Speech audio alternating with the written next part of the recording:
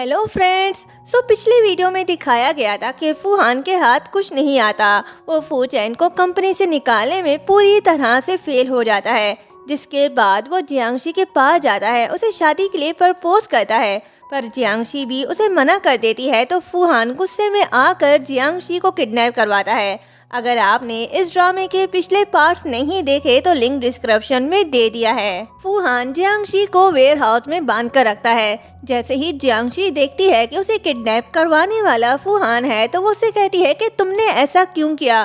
फूहान, तुम जानते भी हो तुम क्या कर रहे हो। फूहान कहता है कि जियांगशी डरो नहीं, मैं तुम्हें हर्ट नहीं करूँगा, तुम बस मेरे साथ कोऑपरेट करो और एक वीडियो रिकॉर्ड करवाओ जिससे मैं फू चैन को ब्लैकमेल कर पाऊँ। ये कहते ही वो उसके पास बॉम्ब रख देता है। जियांगशी कहती है कि फूहान ऐसा मत करो। फूहान वीडियो रिकॉर्ड करने लगता है और कहता है कि फू चैन, तुम्हारे पास सिर्फ 1 घंटा है, आओ और अपनी वाइफ को आखिरी बार अलविदा कह दो। वीडियो रिकॉर्ड करके वो फू चैन को सेंड कर देता है और फिर जियांगशी के पास आकर कहता है कि मेरी प्यारी जियांगशी, तुम्हें क्या लगता है वो आएगा। दूसरी तरफ फू चैन जब वीडियो देखता है तो परेशान हो जाता है। असिस्टेंट कहता है कि मिस्टर फू, जियांगशी खतरे में है, हमें पुलिस को बताना होगा।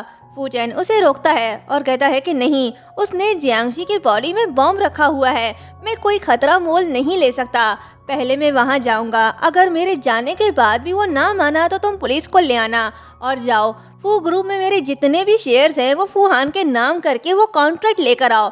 और फिर उसके कान में कुछ कहकर उसे जाने के लिए कहता है, जिसके बाद फू चैन डॉक्यूमेंट्स लेकर फूहान के पास जाता है और कहता है कि तुम जो चाहते थे वो मैं लेकर आया हूँ, अब तुम जियांगशी को जाने दो।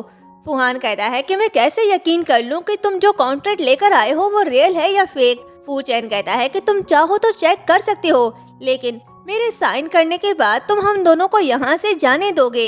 ये कहते ही वो डॉक्यूमेंट्स उसकी तरफ फेंकता है। फूहान कहता है कि मुझे ये ऑर्डर देना बंद करो, घुटने टेको और अपने प्यार को बचाने के लिए मुझसे भीख मांगो। फू चैन कहता है ठीक है, पहले तुम जियांगशी को जाने दो, मैं वादा करता हूँ तुम जो कहोगे मैं करूँगा। फूहान कहता है नहीं, मैंने कहा ना, घुटने टेको और मुझसे भीख मांगो, नहीं तो। फू चैन जियांगशी की खातिर घुटनों के बल बैठ जाता है और फूहान से रिक्वेस्ट करने लगता है कि मैं तुम्हारे आगे हाथ जोड़ता हूँ, प्लीज जियांगशी को जाने दो। तभी फूहान उसके पास जाता है और उसे मारने लगता है। काफी मारने के बाद वो जियांगशी के पास जाता है और उसका मुंह खोलकर उसे टच करते हुए कहता है कि तुम्हें तो खुश होना चाहिए, मैं इसे सबक सिखाकर तुम्हारा बदला ले रहा हूँ। जियांगशी कहती है कि वो पहले ही तुम्हें अपने शेयर्स दे चुका है, इसलिए अब उसे जाने दो। फूहान फू चैन से कहता है कि तुम्हारे पास जो कुछ भी है मैं वो सब तुमसे छीन लूंगा, चाहे वो करियर हो या लड़की। फू चैन कहता है कि तुम चाहते हो कि मैं मर जाऊं ना, तो आओ और ये बम मेरे पास रख दो और जियांगशी को जाने दो, ये लड़ाई हम दोनों की है, उसे बीच में मत घसीटो। फूहान जाकर बम उसके पास रखता है और उसे फिर से मारने लगता है, तो जियांगशी से ये सब बर्दाश्त नहीं हो पाता। वो जैसे तैसे करके खुद को छुड़ाकर फूहान को डंडा मारकर बेहोश कर देती है और फू चैन के पास जाती है। नेक्स्ट सीन हॉस्पिटल का दिखाया जाता है। इस बार हॉस्पिटल के बेड पर जियांगशी नहीं फू चैन होता है। कई दिन गुजर जाते हैं पर फू चैन को होश नहीं आता। जियांगशी उससे मिलने आती है तो असिस्टेंट कहता है कि आप प्रेग्नेंट हो, आपको डेली हॉस्पिटल आने की जरूरत नहीं, मैं हूँ ना मिस्टर फू का ख्याल रखने के लिए। जियांगशी कहती है कि तुम रेस्ट करो, मैं फू चैन के साथ हूँ और मुझे उससे कुछ बात भी करनी है। असिस्टेंट चला जाता है। जियांगशी उसके पास जाती है और उसका हाथ पकड़कर कहती है कि अगर तुम नहीं उठे तो मैं तुम्हें कभी माफ नहीं करूंगी, अपने बच्चे को लेकर तुमसे दूर चली जाऊंगी और किसी और से शादी कर लूंगी, फिर तुम्हारा बेबी किसी और को डैड कहेगा। बस ये कहने की देर थी, फू चैन को होश आता है।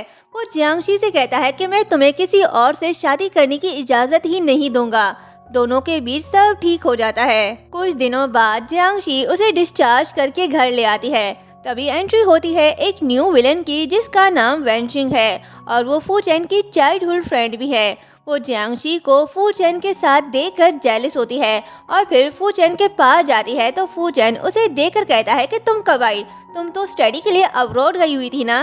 वेनशिंग कहती है कि मैं बहुत पहले ही ग्रेजुएट हो चुकी हूँ, क्या मेरे वापस आने से तुम खुश नहीं हो। फू चैन का उसके इतने क्लोज आना पसंद नहीं आता, इसलिए वो उसे खुद से दूर करता है और जियांगशी को उसके बारे में बताता है कि ये मेरी फ्रेंड अंकल वैन की बेटी है और वैनशिंग से कहता है कि ये मेरी वाइफ जियांगशी। जियांगशी उससे मिलने लगती है तो वैनशिंग मुंह बनाकर फू चैन से कहती है कि तुमने बचपन में मुझसे वादा किया था कि जब हम बड़े होंगे तो तुम मुझसे शादी करोगे। फू चैन कहता है कि ऐसा मत करो, ये मेरी वाइफ है, तुम्हें इसे रिस्पेक्ट देना होगा और अपनी भाभी मानना होगा। ये सुनकर वैनशिंग गुस्से से वहाँ से चली जाती है। फू चैन जियांगशी को बिठाकर कहता है कि तुम फिक्र मत करो, वह ऐसी ही है। फिर उससे कहता है कि तुम्हारी बेली दिन ब दिन बड़ी होती जा रही है, तुम्हारा अकेले रहना ठीक नहीं है, तुम वापस मेरे घर क्यों नहीं आ जाती। जियांगशी कहती है कि मैं किस हक से तुम्हारे घर आऊँ। फू चैन कहता है कि तुम मेरी वाइफ हो और मैं बहुत जल्द लीगल तरीके से तुमसे शादी कर लूँगा। जियांगशी मान जाती है, जिसके बाद फू चैन जियांगशी का सारा सामान लेकर उसे घर ले आता है। तभी वहाँ वैनशिंग आती है और फू चैन से चिपक कर कहने लगती है कि फू चैन, मैं कुछ दिन तक तुम्हारे घर ही रुकूंगी, इस दौरान तुम्हें मेरा अच्छे से ख्याल रखना होगा। फू चैन उसे खुद से दूर करके कहता है कि वैनशिंग बंद करो ये सब, तुम यहाँ नहीं रह सकती, अभी जाओ, मैं तुमसे बाद में बात करूँगा। वैनशिंग कहती है कि फिर जियांगशी तुम्हारे घर कैसे रह सकती है, तुम दोनों ने तो अभी तक शादी भी नहीं की। फू चैन जियांगशी का हाथ थाम कर कहता है कि अब हम लीगली हस्बैंड वाइफ हैं। ये सुनकर वैनशिंग गुस्से से वहाँ से चली जाती है, पर जियांगशी ये सुनकर बहुत खुश होती है। जिसके बाद जियांगशी जा रही होती है तभी वैनशिंग उसे धक्का देकर नीचे गिरा देती है और चिल्लाकर कह रही होती है कि कोई आओ और हेल्प करो।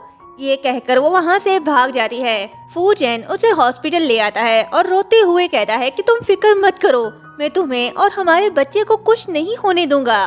डॉक्टर जियांगशी को ऑपरेशन रूम में ले जाता है। फू चैन गुस्से से वैनशिंग से कहता है कि अगर जियांगशी और मेरे बच्चे को कुछ भी हुआ तो मैं तुम्हें नहीं छोड़ूंगा। वैनशिंग कहती है, मैंने तो बस उसे हल्का सा धक्का दिया था, मुझे क्या पता था वो गिर जाएगी। फू चैन कहता है कि वो मेरे बच्चे की माँ बनने वाली थी, तुम उसे धक्का कैसे दे सकती हो, क्या तुम उसे और मेरे बच्चे को मारना चाहती हो। वैनशिंग कहती है कि तुम उस लड़की की वजह से मुझ पर कैसे चिल्ला सकते हो, तुम तो ये भी नहीं जानते कि उसके कोख में पल रहा बच्चा किसका है। फू चैन उसे कुछ कहने ही वाला होता है तभी वैनशिंग ग्रैंड माँ का बहाना बनाकर वहाँ से भाग निकलती है। तभी डॉक्टर आता है और फू चैन से कहता है कि सॉरी, हम बच्चे को बचा नहीं पाए। ये सुनकर फू चैन इमोशनल हो जाता है। नेक्स्ट सीन में जियांगशी सो रही होती है और नींद में कांपने लगती है। तभी फू चैन आता है और उसका हाथ पकड़कर कहता है कि सॉरी जियांगशी, मैं हमारे बच्चे को प्रोटेक्ट नहीं कर पाया। तभी कोई आता है और फू चैन से कहता है कि ग्रैंडमा आई हैं और आपसे मिलना चाहती हैं। फू चैन उनके पास जाने लगता है। वहीं वैनशिंग ग्रैंडमा के सामने मगरमच्छ के आंसू बहाकर कहने लगती है कि ग्रैंडमा, आप फू चैन को समझाओ, वो उस लड़की की वजह से मुझ पर गुस्सा हो रहा है, वो ये भी नहीं जानता कि बच्चा उसका है या नहीं, फिर भी वो उसके साथ अच्छे से ट्रीट करता है। ग्रैंडमा कहती है, ठीक है, रोना बंद करो, मैं उसे समझाऊंगा, वो मेरी बात कभी नहीं टालेगा। तभी फू चैन कहता है कि जियांगशी को धक्का देने वाली यही थी, इसने मेरे बच्चे को मारा, आप इसकी साइड कैसे ले सकती हो। वैनशिंग कहती है कि शायद उसे डर था कि तुम्हें पता चल जाएगा कि बच्चा तुम्हारा नहीं है, इसलिए उसने जानबूझकर मुझे धक्का देने के लिए उकसाया। फू चैन उन्हें डीएनए रिपोर्ट दिखाकर कहता है कि खुद ही देख लो, वो बच्चा मेरा ही था। ये सुनकर वैनशिंग की बोलती ही बंद हो जाती है। ग्रैंडमा रिपोर्ट देकर कहती है कि जो होना था वो हो गया, अब बच्चा भी नहीं रहा तो तुम उसे अपने घर क्यों ले आए, वो फिर कभी माँ नहीं बन सकती और तुम वैनशिंग के साथ ऐसा नहीं कर सकते।